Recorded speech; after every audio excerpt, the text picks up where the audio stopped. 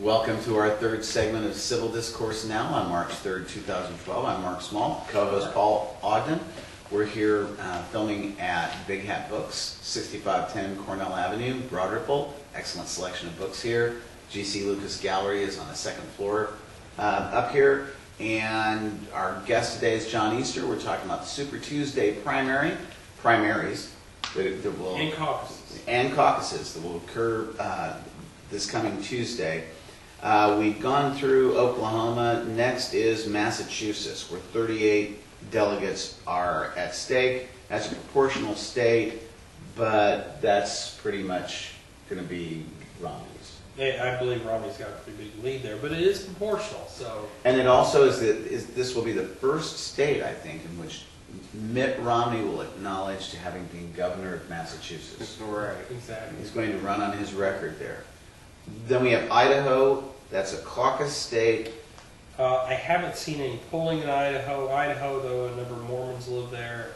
Mormons who are Republicans. I would assume that's probably going to be a Romney state. I read that a potato was leading the polling there. So, potato's leading the polling. All right. But is it a Russell? Favorite Republican.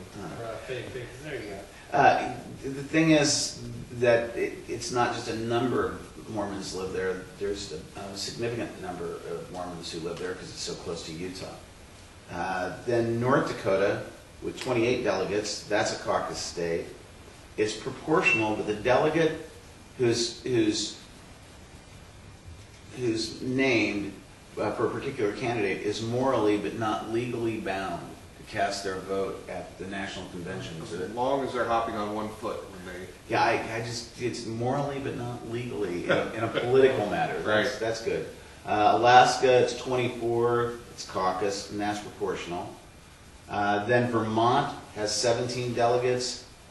At large, proportional, unless one candidate has more than 50%, and the rest are proportional. So they've got them divided between at-large delegates and the thing about it is, though, they've got 17 delegates, and they probably only have 2 Republicans in the whole state. So in Alaska, there's a moose that's leading the polling, and in Vermont, it's actually a moose. maple syrup. No, it's moose. There are moose in Vermont. There are signs about moose all over the place in Vermont, and bear up there too. And you don't joke around about those moose. I like the maple syrup. You want to hit them with your car. You had moose in a car, it can kill you. Oh yeah, they're big. Okay, so then. I wouldn't want to mess with a moose. Oh, especially not in September. That's I used moose this morning, but that's another story. Okay. So things are breaking down. Yes. Yes. Ohio. We already did. Well, no, but you're liable to see. I'm doing a segue for you, Mark. You're liable to see carpet bombing by the Romney Super PAC. We're going into Super PACs. Super PACs, and we're going to Citizens United. Your favorite topic? Yes. Well, it's not my favorite topic. Americans elect. Oh, But Ohio, you are so far in this campaign, we've seen the effect of Citizens United with these Super PACs, because if you look at the spending by the individual candidates and their Super PACs, the negative spending, negative ads are being run through the PACs, so that the candidates themselves can say, I didn't know anything about that. We're not coordinating. But then you have Romney beat up on Santorum in Michigan, 6-1 on spending, one report I read, and won by 3%. Was that counting the Super PAC or not? That was counting Super PAC.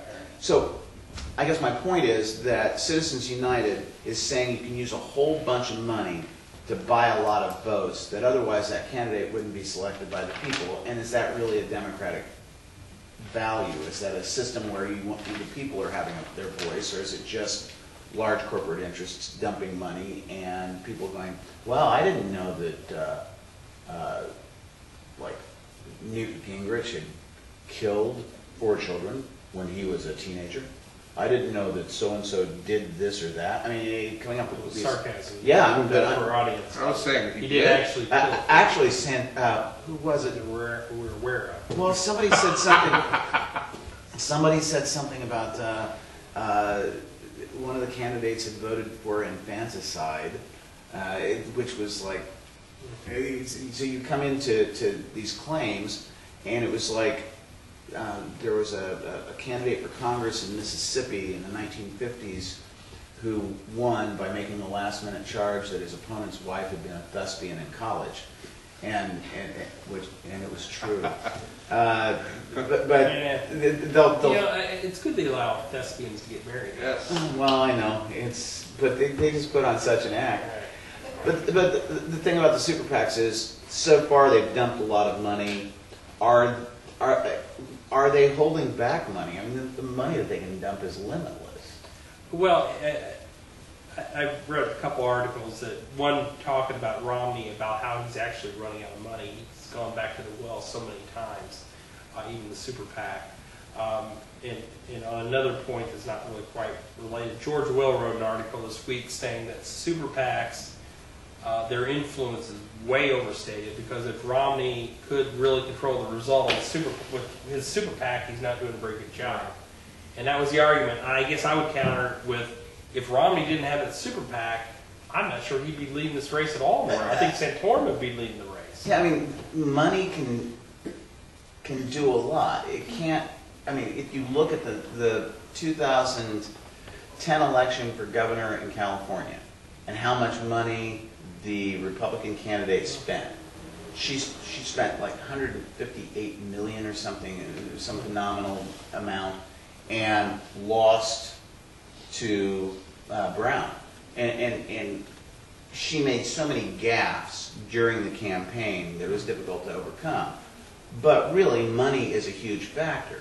Well, and I think what we're seeing is one key super PAC isn't really having to spend any money right now, and that's President Obama's super PAC. I mean, they're just kind of sitting back, and President Obama can pretty much craft his own image. He can define himself now, and what aspects of his record that he wants to put forward. We've already kind of seen it come from his YouTube channel, the Story of Us YouTube ad, which was tremendous. I mean, he kind of went through all the positive things that have happened in the 5 years since a lot of people met him, but I have been following Senator Obama before he was President Obama.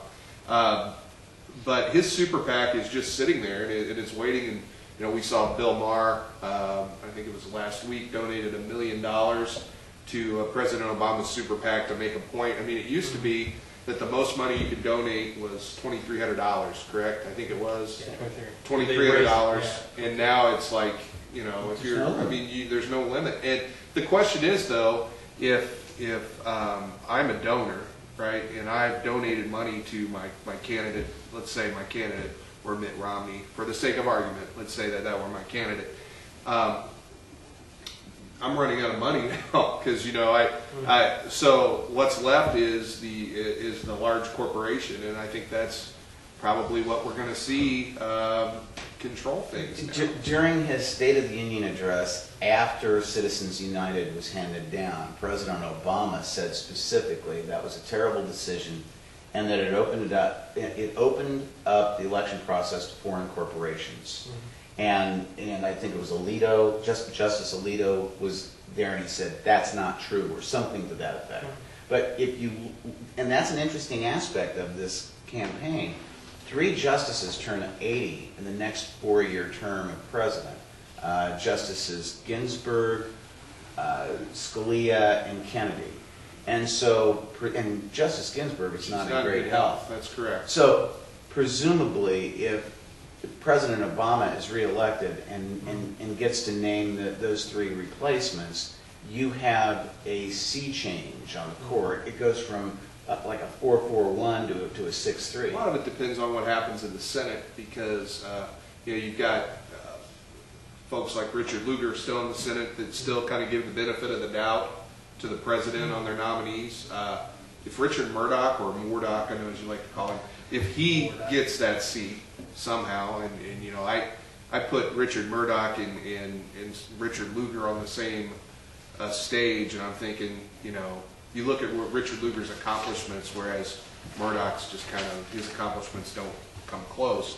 But if Lugar loses to Murdoch, or Joe Donnelly then doesn't defeat him, you've got a guy like Murdoch who's going to say anything that comes out of the White House is going to get contested. Yeah, well, and so you know, whatever happens in the Senate, it's going to make a difference also as to what President Obama can do with his agenda, but also with his Supreme Court nominees. But you bring up a great point. You know, Dan Coates voted for Ruth Bader Ginsburg. And can you imagine Dan Coates in whatever that was, 1993, wasn't it? 4? Can you imagine Dan Coates in 2012 or 2013 voting for Ruth Bader Ginsburg? Here's what not. The philosophy used to be: a judicial nominee comes before you, and if they had the qualifications, you voted for them. You didn't look at the overall philosophy. You looked at their qualifications, and that is the approach that Lugar has taken throughout his career. The problem is, on both sides of the aisle, they don't do that anymore. She was they look at the 96-0 or something, wasn't she? Or 93-0. Was that 93? What year? Yeah. Yeah. I don't think she had anyone against her. I can't imagine. It is strange. They'll start picking on one person, while then someone else will pass 97-0.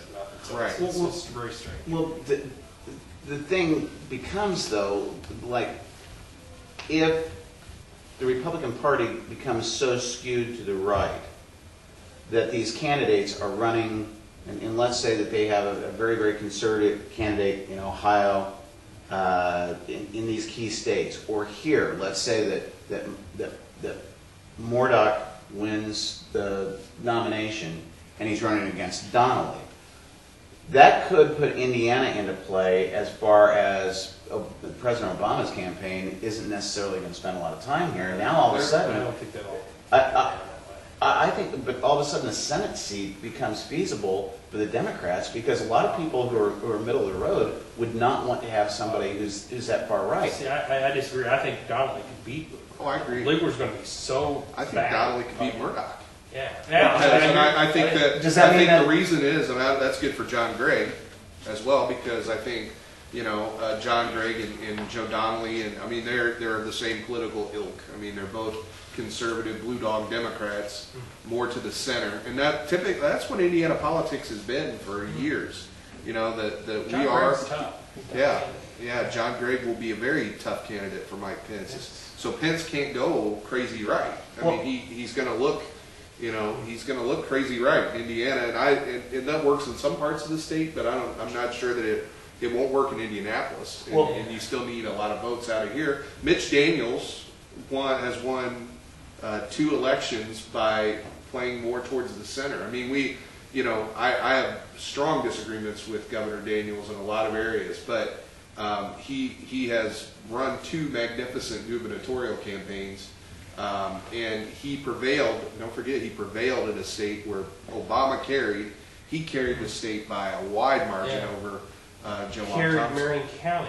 Yeah. Well, he's probably the last Republican that will carry Marion County in quite some time. So we're talking about a state here that has Ballard.